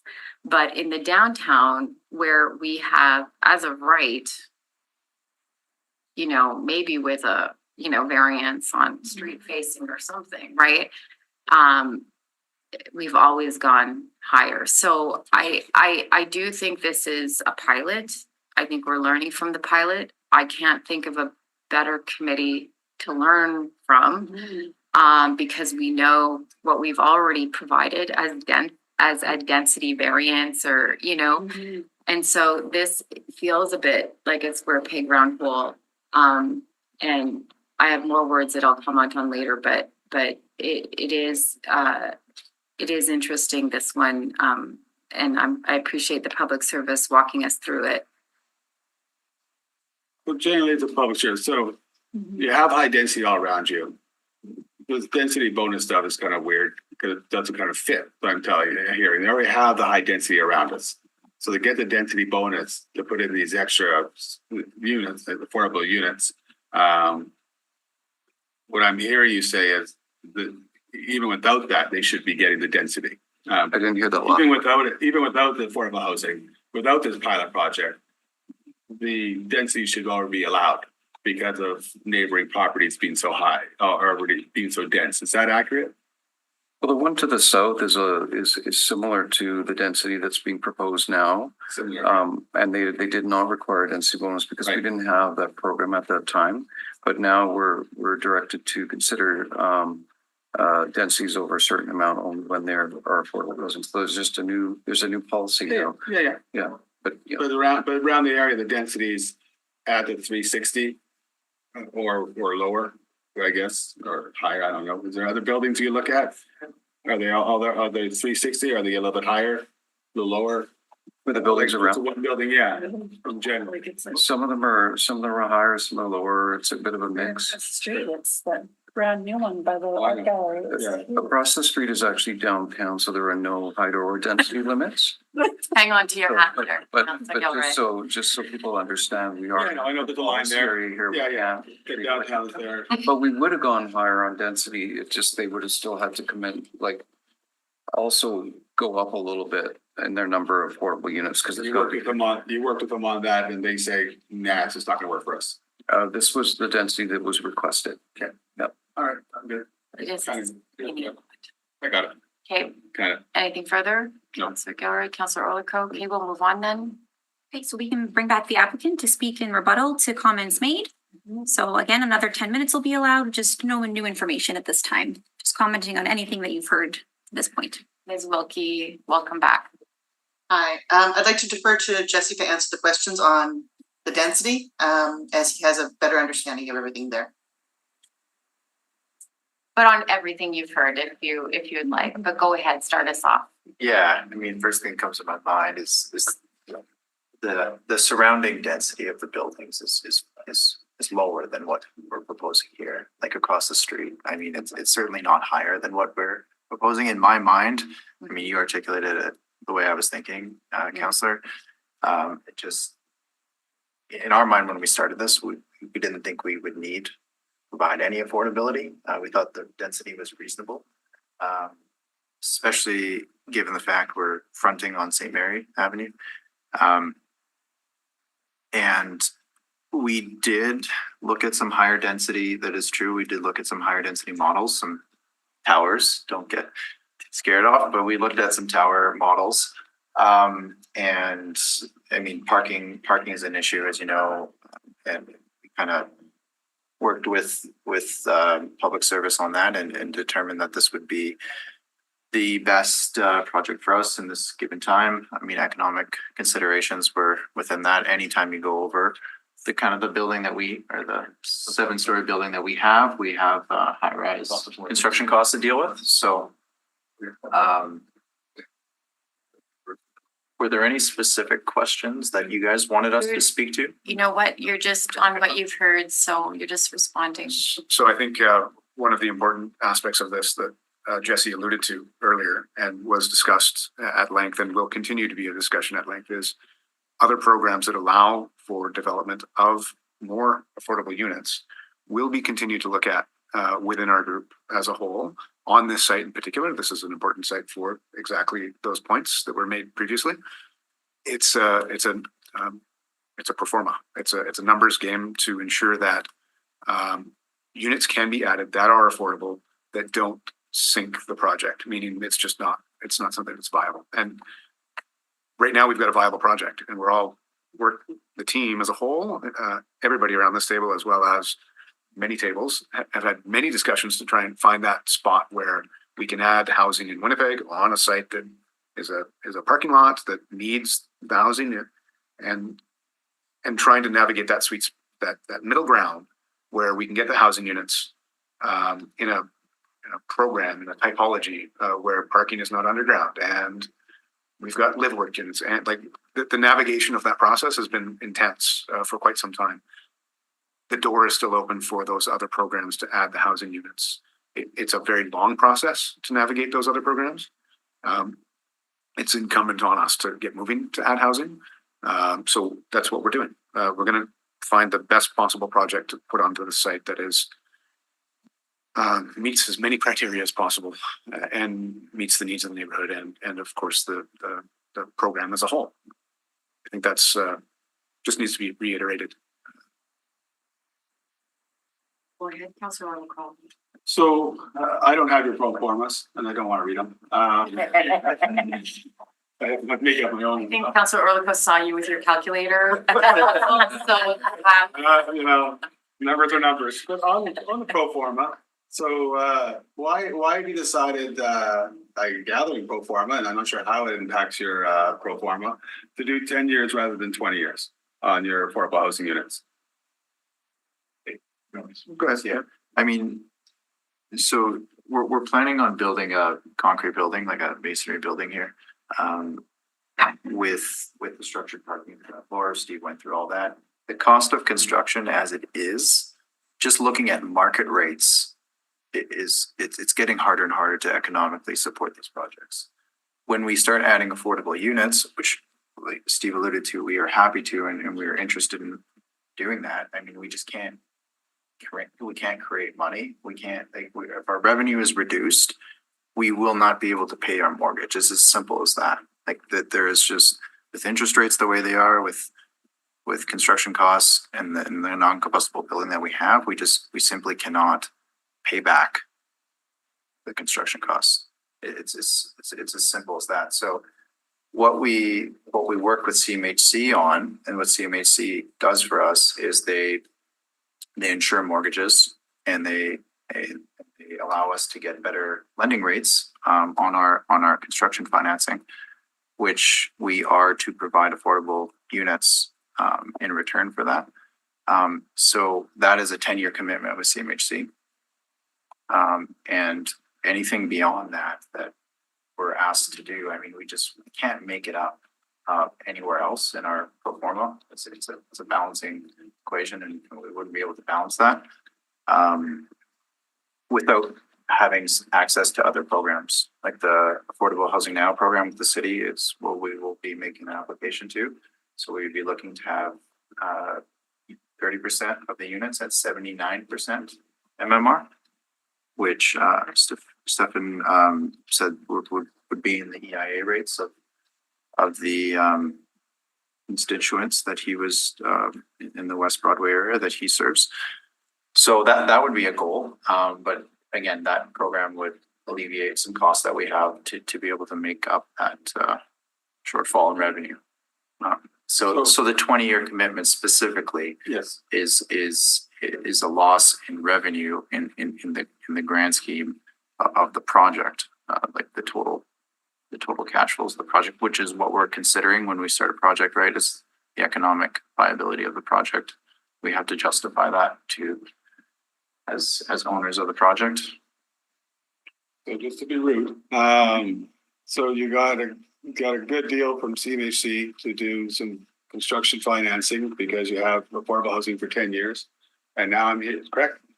That helped? I wouldn't say it's a good deal. It's commensurate in terms of we're adding affordable units and they're providing a reduced rate and lending it. A deal worth taking. Yeah, good or bad. But it's the right thing to do. Yeah. Right. So, but why am I feeling, and maybe correct me wrong, if you don't get another program in 10 years, those units are gone. They're going to be just market rate. They'll be gone because. I think that's a judgment call we would make in 10 years, depending on where costs are. We would have units, 10% of the units that we wouldn't be able to increase the rent for 10 years. I mean, we've seen operational costs in our buildings skyrocket 5, 6, 7% year over year. If that's the case, property taxes are going up, utilities are going up, insurance is going up. We would need to increase the rent accordingly on those units. But if we've been able to manage costs effectively, or we have some breaks. Otherwise, then we Program comes in. yeah, or we wouldn't need to. It's not necessarily guaranteed that we would have to increase them. But we need the option, I think, is what. And just to clarify on that point, I think the pro forma is a projection of future valuation, which is a decision point to be able to proceed with the development. Right? So as you pointed out, it's a math problem. So anything that assists in that math problem is something that we would consider. What you're requesting is more information on what essentially would be an asset management problem, Right. or a decision, as Jesse pointed out, years in advance. We can't make that assessment without knowing the full context of 10 years from now. Unfortunately, what we're aiming to do right now is add as much density in an infill location as possible with affordable housing units, meaning back to my point previously, trying to find that balance of which programs are available and construction costs and I rental got rates. you. I see, there's a lot of good in this project, but we're just hammering down a little bit on the affordable program right now, because like you say, it's brand new. So it's nothing, and remember, and it's nothing personal, because you could sell this property in 5 years. You could, and that happens. Again, there's nothing like, but you could use that as a trigger to say, okay, 10 years, we need the revenue now, goodbye affordable housing. That could be an option, may not. You may get another program where you can actually add more. I know, we know that. But we do know that you're going to do a surface parking lot. We do know it'll be high density. We do know it'll be good build. I got all that part. I'm just trying to figure out that one other side. But thanks. That's a good way. And so just, so I have a couple of questions, so I understand this as well. If the city were to let you go higher, right, with less, like the units being less square footage, would it make the project more viable? No. So we went through that analysis for quite some time, years, in fact, trying to assess that same question. The cost of going into a high-rise structure, so anything past 7 stories, causes all sorts of code-related issues, pressurizing stairwells, pumps, water connections, sewer upgrades, a snowball past 7 stories, elevator typologies, you name it. The cost goes exponential on a whole bunch of categories in that pro forma. Well, that's good for me to understand. So 7 stories is our cap. Okay. in the city was big for No stories. And then my other question was just around, I know you talked a little bit about the size of per unit. Like if we were to, just so I can understand for future developments too, if we were to reduce the size of the units, does it matter in terms of? So that's another major problem. It sounds like a great idea. A lot of units that have been that small have been unleasable, regardless of who is the market for that. So that's one challenge, has just been the velocity of leasing on units that are 400 or whatever it might be. The other problem is, as a building design, when you are designing the building as a whole, the efficiency of the hard cost construction is essentially, we've already solved the most efficient equation for spans of columns to beams to slabs to height to, that is essentially a whole nother, besides a pro forma, a whole nother calculus of efficiency. And anytime you start to change that grid in your building to make smaller units, for instance, your cost of construction just starts to rise again. So it's trying to find a regular grid to fit perfect sized units in a perfect neighborhood for, it's calculus essentially. Thank you, Jesse, by the way. So it would be a purpose built, very small unit type of building is the only time that in our experience is applicable. Okay. And that's not what this site deserves, obviously. No, fair enough. Okay, thank you. Okay, anything further? Nope. Thank you very much. Questions? Well, Thank you, everybody. thank you. Ms. Wilkie, anything further? Okay.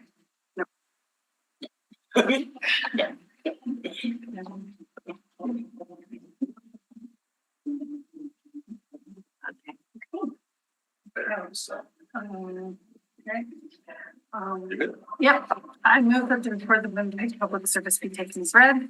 That's carried unanimously. I move the receipt of public representation be concluded. That was carried unanimously. Now, just in terms of, before I get started, the recommendation that Right. Andrew. In part then, Just so I can do it right. So I believe that was a change to the variance, so We're good here. we're good with the Okay. deeds. Is that correct, Andrew? Mr. Ross, just confirm is for the variance, so we're. Yeah, we're good for this portion of it. For the BESN. Yes, sorry, I didn't hear that, but I'm here asking you, it's for the change of condition, it's just for the variance and it is number one, Okay, condition number one. okay. So just remind me when I get there, so everyone else guilty. That the recommendation of the public service be concurred in and forwarded to the standing policy committee, to the executive policy committee via prior. You're correct, sorry, it is to the city. Yeah, because there's somebody in opposition, correct, yeah. To the property and development. And my supporting reasons are, I think my biggest supporting reasons are, it was a parking lot for many, many, many years. And so seeing some development here, I think is really key. We are wanting to see more density, especially in our kind of neighboring communities to the downtown.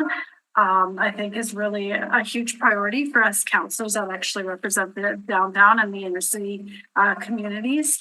And I'm really hoping that there'll be a presence of affordable units. That is the intent here, even though I do understand the challenges. And I think the person that came in opposition, because they really did highlight some things that we have to look at as a city in terms of making sure that we do have affordable units. So I want to thank them on that.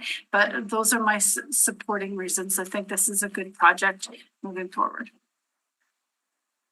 If I may, I couldn't have said it better myself. It could have easily been Councillor Gilroy's building, in Councillor Gilroy's ward, because we share the street. That it includes that pedestrian scale entrances, that it includes and supports the walkable community, that it provides a really vibrant building presentation, is why, and I've longed to see both that surface parking lot and the one right across the street be filled. So for all those reasons, I'm supportive of your motion. We'll move it unless you want to put words on the record. That was carried unanimously then by City Center. Moving on. Move that the public hearing with respect to this application be concluded. That was carried unanimously by City Center. Moving on to the variance. Sorry, I'll just read my one little Yes, piece here. of course.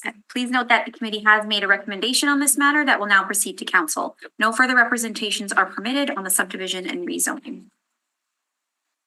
Councillor Gilroy. Yeah, I'm just trying to find it here. Okay. I move the report of the Winnipeg Public Service be taken as read. Those in favor? Aye. Unanimously. That the receipt of public representations be concluded. That was carried unanimously. Okay, so I might need help with this. That in accordance with subsection 2473, the city of charter, the variance is. Correct, so you're moving this forward, so Yeah. this part is the. This part's fine. Yes. It is consistent with Plan Winnipeg and any applicable secondary plan. It does not create a substantial adverse effect on the amenities, use, safety, and convenience of the adjoining property adjacent area, including an area separated by a property by a street or waterway. It is a minimum modification of the zoning bylaw required to relieve the injurious effect of the zoning bylaw on the applicant's property and is compatible with the area in which the property to be affected is situated. The supporting reasons are the same as before. And Carried unanimously by committee. that the recommendation of the public service be concurred in with the following amendments. And then if you can read the following amendments out. So we're going to amend, our committee would like to amend condition number 1 as follows. Prior to the word permits, we'll delete the word development and replace that with the word building. So moved by Councillor Gilroy. That was carried unanimously by committee. And the public hearing with respect to this application be concluded. So you just mentioned that the variance, you're approving the variance. Oh, and the appearance, the variance is approved. Okay. And the public hearing with respect to this application be concluded. Carried unanimously by committee. Thank you. Thank you very much to all the parties. Thank you, Mr. Hodges, special words for put on the record for your presence here today. Thank you. We'll move to the variance for Grosvenor. Oh, you didn't do your part yet. My apologies. Nope. I'll just read this one, the last part here on this variance. So please note the committee's decision with respect to this application may be appealed. Should you wish to appeal, information on how to do so will be included in the order issued, which will be mailed to all persons registered. Okay.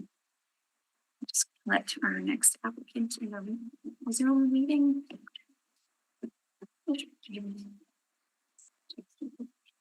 Sure.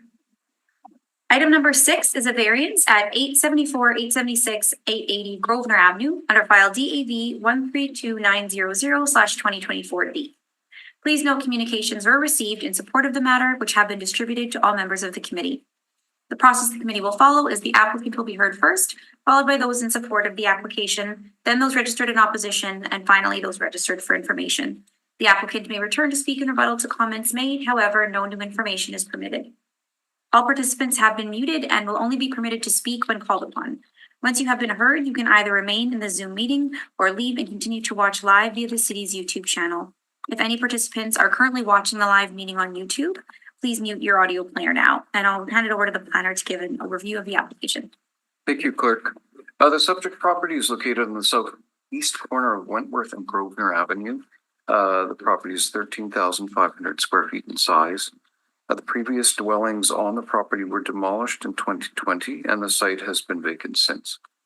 In 2020, City Center approved variances for the construction of a 4-story multifamily residential building here with 26 units from the same applicant. And on December of 2020, Council approved the associated subdivision and rezoning to RMFL. The applicant subsequently received extensions of time, and the final matters of the rezoning and subdivision are almost complete at the time of this writing. The reason for this new application is that the applicant requires a 5th story on the building in order to permit an increase to the available range of unit types and sizes to meet market demand. This necessitates 4 variances in addition to those that were approved in 2020. So the applicant requires variances for yards, height, buffering of parking in order to establish a 5-story, 26-unit multifamily residential building. The development will include 25 parking stalls, indoor bike parking, a car share vehicle, and a dog run. The Wentworth frontage contains ground level dwelling units, and the Grosvenor frontage is activated with visible stairwells and a dog wash station, facade treatments, and outdoor seating. The building facades and mass is broken up and designed to be compatible with the physical character of the area. The applicant worked with the Urban Planning Division through a planning process and agreed to ensure that the Grosvenor facing overhead canopy is mostly transparent to allow sufficient views of the street for the east abutting neighbor. To use low decorative fencing facing both streets to support a welcoming appearance from the street. Add a landscaped buffer at the southwest corner. Add some outdoor seating near the entrance to assist with accessibility. Provide windows on the pet washing station to increase the level of transparency of the north facade. And provide a shadow study 45-degree angular plane drawing because of the added story on the building and a car share agreement.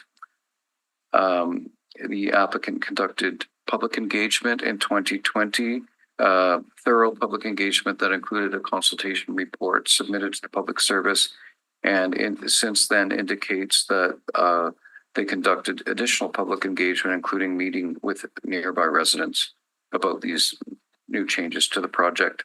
So the division supports the variances because the proposal is in general alignment with the policies of the Corridon plan with a slightly greater height, but containing measures to reduce the impact of that height.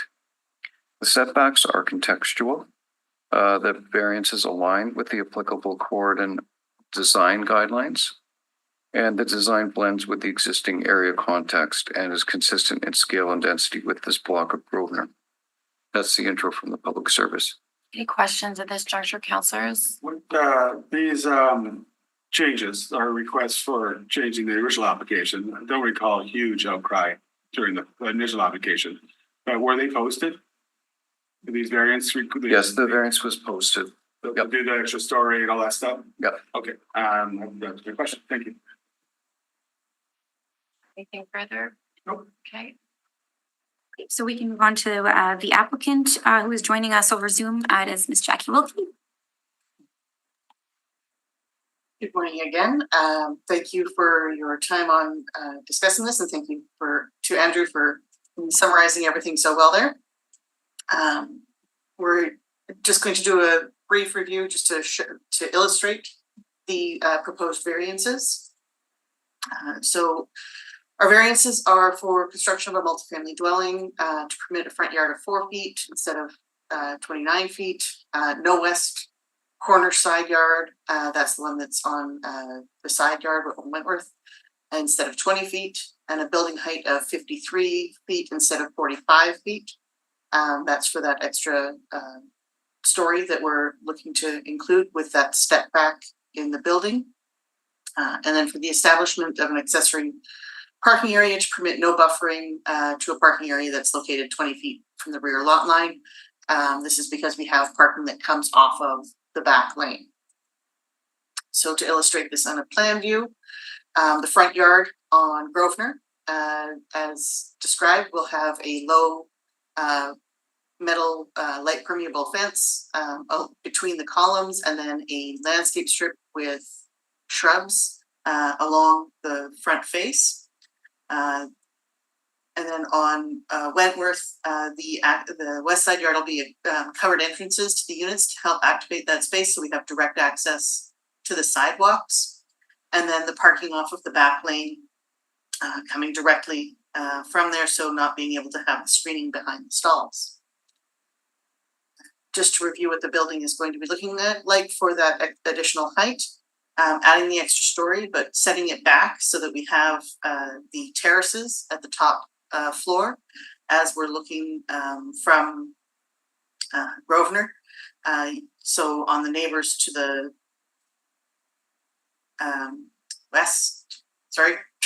east side. It's Grosvenor is always a little bit difficult for me to remember which side is north, south, east, and west. I apologize. So that we have that setback at the top so that the angle of view from those terraces is not directly into people's yards. You'll also see on that side that we have an area that's fenced in for a dog run.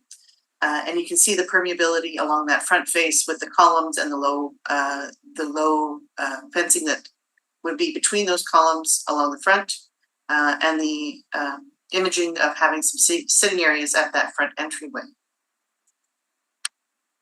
On the west elevation, this is where we have the units coming directly out onto the street, and then having a low area with fencing and some plant material just along between the sidewalk and the parking lot to help screen the parking from the street side. On the back, you'll see the open area. There's fencing proposed to view through into the parking garage doors. And then on the far right-hand side, you'll see again that fencing for the dog run area. And then again, here you can see the permeability, being able to see those stairs, the dog run along that edge, and looking down the street with the large existing street trees as we go through.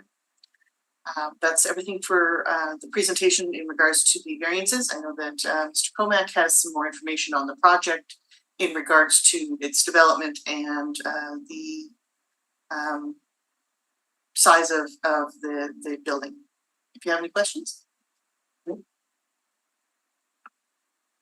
No questions, Ms. Wilkie, thank you. Thank you. We'll move on. So yes, as Ms. Wilkie mentioned, we have Tim Comack also joining us via Zoom today in support of the application. 1 second here. There we are. And then I'm just going to quickly share a screen here if possible.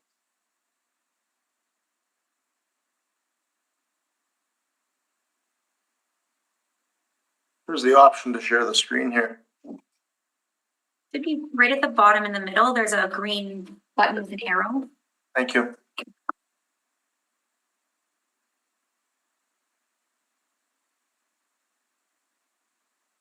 I mean, Mr. Comack, we did see the renderings. Yes. So first and foremost, I just want to thank you for giving us the time today. I know everyone's busy and we're working vigorously to prepare for as many projects as possible through the Housing Accelerator Fund, et cetera. And we're moving towards summer. So I wanted to thank everyone for their time today. I'm going to buzz through this because we've gone through a lot of this in the past. We've owned this site since 2019, 2020. And we've run into a few issues during the course of that time. But short strokes are, it's an ideal location. I think we all know where it's located and all the wonderful walkable amenities that are nearby. Right now, the competing rental product that's being built in the area is stair-oriented. This introduces an elevator. And then, more importantly, the condominiums and product that is in the area that's of a different vintage, condo fees are very high, rental rates and layouts aren't conducive to an age-in-place, et cetera, et cetera. Location of the site is here. It's within the low-rise mixed-use area B. We were approved because of that for a RMFL zoning. It was tied up during a period of time in the Heritage Conservation District, which was removed. We then faced a whole series of other issues, compounding over time, COVID-19. CMHC's program changed. We had to wait for that to kind of be reinvented. Then interest rate hikes, alongside heavy inflation, supply chain issues. And honestly speaking, I also had to pivot. I had to move to other projects we have, like Bridgewater and stuff I'm doing in Stonewall and LaSalle, and other projects. Had to get my energy in order to move our machine at this office. And so I'm partly responsible for where these delays are up. The pro forma wasn't working, and we needed to work to find a solution. Short discussion on kind of where we're at, where we're going. We've had a robust planning process. We did a pre-app originally, did a lot of consultation with the public prior, neighborhood residents, area residents. We've stayed in touch with them. I know a lot of them. For example, Butch Barkwell is directly across the street from us, and I see him almost every morning, and he asks me, "Where's the project at? I want to move into the top floor." So we've had pretty detailed conversations with the people that did show an interest. We had very low level of interest, even with a very wide distribution for a public open house setting, and a lot of people just want to see something get done, as do we. We know that's within the coordinate area plan, so we can skip over this, but it allows for increasing building heights, density, and overall lot coverage. It does allow for smaller front and corner side yard setbacks, and that's what we've kind of done here. And I want to highlight that, like, you're seeing setbacks, but there really are kind of the overhang for the pergolas that are kind of flanking the site, and really the building is set back from there, but that is the kind of hard architecture start point. But it's mostly open space, columns that just kind of allow us to decorate the building at grade. Prior to acquisition, we've certainly consulted with everybody, and so I think we've had support on this from everybody. The approvals that we've previously received, for the RMFL designation and the other variances, et cetera, have really allowed us to continue down this journey. We've run into a situation where we kind of need larger suites. We need another floor of housing, and we worked with the planning department. You can see in their planning report how deeply we've consulted with them. We spent the better part of the last year working with them and providing drawings, et cetera, that I'll show you to gain their confidence that we're working with them. And as I mentioned, the canopy that's dictating these front yard setbacks and side yard setbacks on Wentworth is really a decorative canopy, and it's to engage the street level visual appeal, and it's kind of a soft, introduction of the building, which is kind of further back. We've kept the buffer between the neighbor, so the adjacent neighbor. We're not looking to move closer towards them. So we've kept that buffer in place, which was important to that individual. And we've done all the shadow studies that are needed. I'll show you a few of them, but we certainly meet the requirements of the shadow studies. We did a 45-degree plane drawing. We've always agreed to a car share program and a dedicated stall. I'm actually a big believer in that. I live in River Heights, and I see the Peg City cars parked everywhere. About 10 years ago, I might have had different thoughts and opinions on that, but I actually do really buy into it because I'm starting to see it everywhere. More important information, I think, like we've shown commitment here. We've got an offsite that's about $70,000 to $100,000 worth of water line improvements. Those water line improvements will benefit the surrounding area. There's buildings that are going up right now that'll have increased pressure as a result. There are no paybacks, so we're contributing towards that, and we're prepared to do so. We've signed all the associated documentation. We've done the drawings for it, and we're ready to go in that sense. As I mentioned, a whole series of issues plus my time have kind of led us to where we are, and no one situation being culpable for any outcome other than just a series of issues and series of time. We do have the time now to commit, and we are committed to execute on this. The side yard and front yard setbacks that we're looking for were requisite with getting the parking layouts in the interior parking space that we have on the main floor. and maintaining the grade level suites that are there, which are affordable, by the way, and I'll talk about that a little bit further. The other variance approvals stand and will be adhered to, and we're looking to add an additional floor. And that additional floor step back, and I'm not generally a proponent of stepping back buildings. I think many of the planners will hear me articulate that it nets up the cost of construction, but this is a situation where we have to do it. I'm coming forward to do it. I can promise you that I always try to achieve not having to do it. Demonstrated where we could have done it in Osborne Village and we chose not to. In this instance, we need to do it, and so I've worked with the planning department to come up with a solution. In doing so, I think it's important to note that the MLI Select program has evolved and our appetite towards it and ability to deliver has evolved. And so just because of time, we're actually adding 2 additional affordable suites on the 2nd floor. And so there's 4 now instead of the original 2, which is nice. I'll cite some policy to you, but it's in the report, and I would think that we can all just dive into that. But the greater increases in height or density can be considered on a case-by-case basis through the rezoning process, which we're in right now. We'd like to complete it. And we're requesting the 5 stories, which is something that can be considered within the Gordon plan. As always mentioned, something that's important, there's strong demand. We've got really big demand from the surrounding area. And what we did hear from people is that they wanted slightly larger suites and different layouts. And what we were able to do on 4 floors with 26 suites wasn't possible. And then going down in unit count wasn't possible. And so we have to add the floor. What's important to us, and I grew up in the area, skateboarded down Grosvenor almost every day as a kid, is that it is contextually suitable. So don't get hung up on colors. This was just line drawings and developer gray, developer beige. I'd like to stick to the original interpretation of kind of the red brick and nice batten facade. And that'll be subject to approval at the planning department. But I do feel that it's pretty respectful of the area and be one of the more beautiful buildings, I think, built in the surrounding area in quite some time. Just a quick refresher, in case you're wondering what was there, it was 3 kind of derelict homes. We had Habitat for Humanity go in and take out the appliances, and then we demolished them. Could have pushed for parking on the site. We've just kind of let it be. We've maintained it. I don't think there's been any complaints about weed growth or grass growth. We've been managing and maintaining it since it sat vacant, backfilled it, and been trying to make sure that it isn't an eyesore. We'd like to get building on it. The stitching plan that we did for the streetscape was an important part of the process. I actually really appreciated doing it with the city. I actually had a very good experience working through these issues with them. But this gives you some context as to kind of what the building will do on an orientation of the street. You can kind of see the pergola that I speak about, or the column that I speak about, how they kind of activate the sight lines on the street level. I think it's quite nice. Surrounding area, you've got other buildings on the street that actually go up to 5th floor, 5 floors recessed back. You got taller buildings on podiums further down towards Wellington, like 1 block down. I think there's 7+ stories.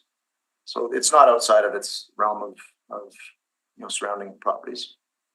The shadow studies, these aren't all of them, but they are included in the planning report. But we did conduct a deep analysis. We don't just do the solstice. We did like a number of reviews. So they're, the check mark is there. We've done that work. The original building, just to kind of give you a feel for what we were planning, this is pretty in tune with what we're intending on doing. So we've always kind of had these columns here. We've always had the kind of visual that we're planning on and we're sticking to. And that maintains the, batten and the grid lines in the windows, et cetera. We intend to kind of have a heritage feel to this building. So during that working process with the city, they wanted the angular plane, the setback. What it will do, and the reason I'm kind of buying into it, is it's going to create some really nice balcony spaces for, kind of top floor units in the building. And that seems to be something that's of interest to people, especially in the surrounding area. Nice big yards. People are used to having their own little garden, et cetera. We've spoken to a lot of people that I grew up with. Like, I think a lot of you would recognize last names that are very interested in making this type of spot their home and downsizing. So the visual, Jackie showed you it, but kind of making sure that we kind of stay in line with that aesthetic and setback, giving you kind of a view from all angles.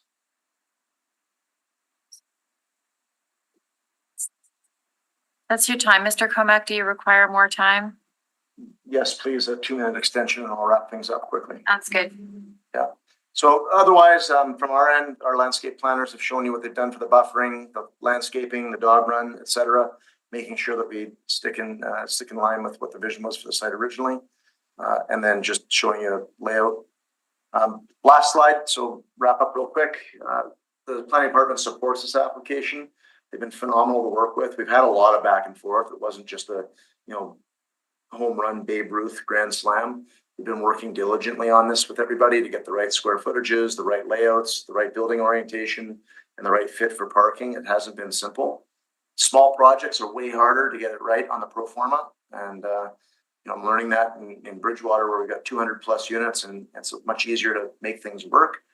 But we have worked collaboratively for at least a year. We're prepared to mobilize this spring, so we'd like to get going as fast as we can. Spring, summer 2025 would be kind of the goal if we can reach that. And we've noted to you the huge demand we've seen in the surrounding area for an age-in-place opportunity. And we think that's real and tangible. There's other folks that have shown interest as well, but a very strong age-in-place demonstrated by just knowing people's last names that are inquiring. The other kind of small points that I made, like we've gone from 2 to 4 affordable units. We're offering those for 20 years. We're doing all the things we're, intended to originally do, and we've added a few elements to it. And we're hoping to help solve the housing crisis we're all in and put a couple of units onto Grosvenor Avenue. I think it's an exciting project, so thank you. Any questions? Any questions, councillors? No, I don't see any. Thank you very much. Have a good evening.